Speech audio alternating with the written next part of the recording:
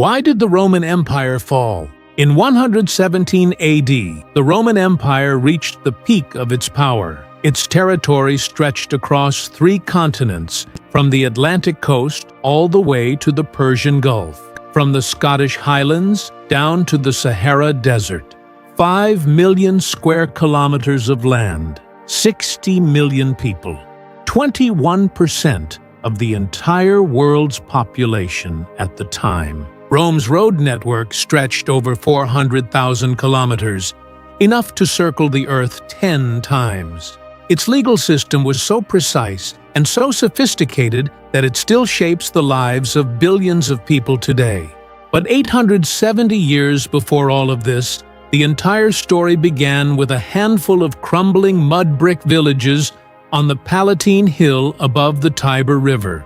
No natural harbor, no mineral wealth, no fertile soil, not even a reliable water source. Among all the city-states of the Italian peninsula, Rome was the least remarkable. Its geography was, if anything, a disadvantage.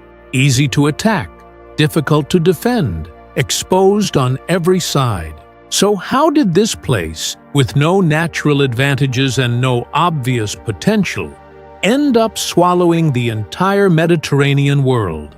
And more puzzling still, how did the most sophisticated political and military machine in human history end up destroying itself from the inside?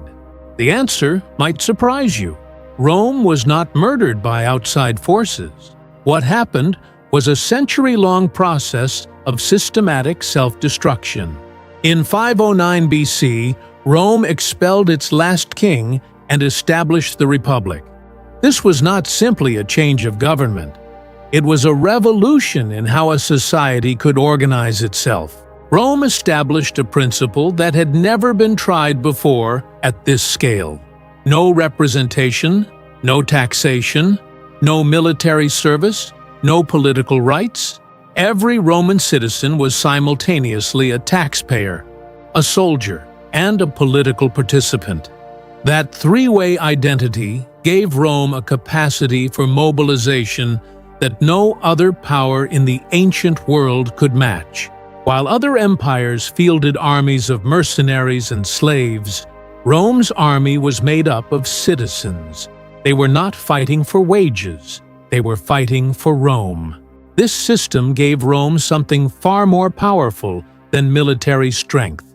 It gave Rome the ability to absorb its enemies. When defeated peoples were brought into the Roman system, they were not enslaved or destroyed. They were turned into Romans. The Battle of Cannae in 216 BC showed just how deep this resilience ran.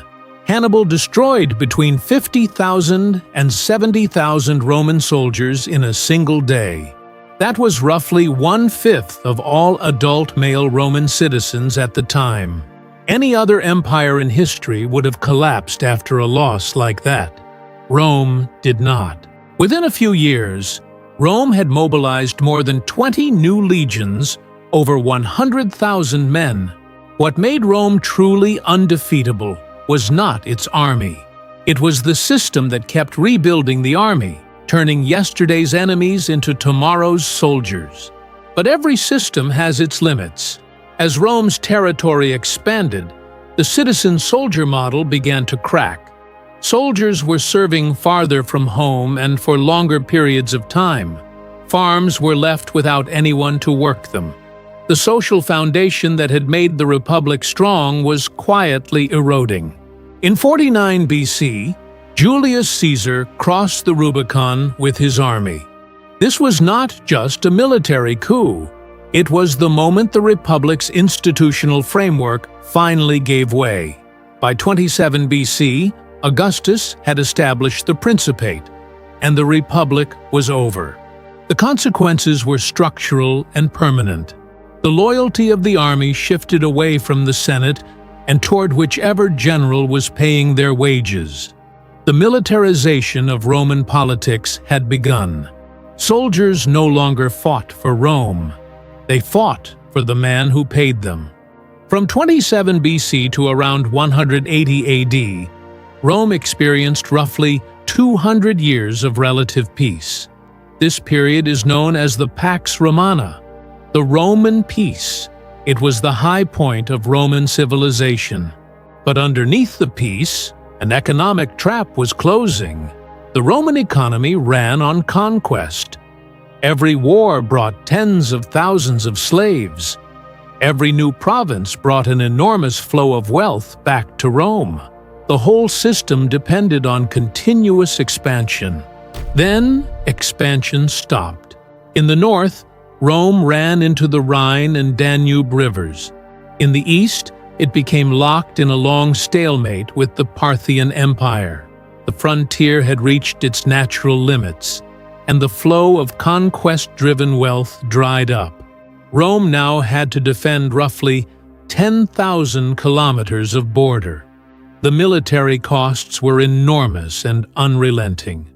Revenue had stopped growing, but expenditure had not. The empire was bleeding money. Between 235 and 284 AD, Rome fell into what historians call the crisis of the 3rd century. In just 50 years, at least 26 different military commanders were recognized as legitimate emperors. Almost all of them died by assassination or in battle. The imperial throne had become a death sentence. The average emperor lasted less than 2 years. To hold on to power, emperors began debasing the currency on a massive scale. The standard Roman silver coin, the denarius, had a silver content of around 95% under Augustus. By the late 3rd century, it had fallen to less than 5%, with only a thin silver coating on the outside. This was not inflation. This was the deliberate destruction of the monetary system. Prices exploded, and the economic fabric of the empire began to unravel. Then came the plagues. The Antonine Plague and the Plague of Cyprian swept through the empire one after the other, killing between 10 and 20% of the entire population. The tax base collapsed. Farmland was abandoned. The military faced a severe recruitment crisis. The citizen-soldier system that had built Rome was finished. In 293 AD, Emperor Diocletian introduced the Tetrarchy, dividing rule of the empire among 4 emperors simultaneously. It was a desperate attempt to manage a territory that had simply become too large and too fractured for any one person to hold together. In 395 AD, after the death of Theodosius the Fairest, the empire was formally and permanently divided into eastern and western halves. The wealthy eastern half stopped sending resources to support the poorer and increasingly unstable West. The Western Empire was now on its own. With the citizen-soldier base gone, the Western Empire turned to Germanic tribes to fill its armies. Roman legions were now made up of Goths, Vandals, and other Germanic peoples. They fought under Roman command, but their loyalty was not to Rome. In 410 AD, the Visigoth king Alaric sacked the city of Rome. It was the first time in 800 years that an enemy force had broken through the city's walls. The Eternal City was looted for 3 days. In 476 AD, the Germanic warlord Odoacer deposed the last Western Roman emperor. He did not even bother to claim the title for himself. He simply sent the imperial insignia back to Constantinople. There was no final battle, no last stand. The machinery of the state had stopped working, and the empire quietly ceased to exist. But here is the question worth sitting with. Did Rome actually die? The Eastern Roman Empire, which we call Byzantium, survived for nearly another 1,000 years until Constantinople fell to the Ottoman Turks in 1453. The Latin spoken across the Western Empire did not disappear. It evolved into French, Italian, Spanish, Portuguese, and Romanian. The legal code compiled under Emperor Justinian became the foundation of civil law systems that still govern billions of people today. Rome's architectural traditions shaped the entire Western world. Its political concepts, the Republic, the Senate, the idea of citizenship, became the blueprint for modern democracy. Rome's law, its language, its culture, they did not vanish. They became the underlying operating system of Western civilization. Rome was not destroyed. It was transformed, and in ways we rarely stop to notice, it is still here,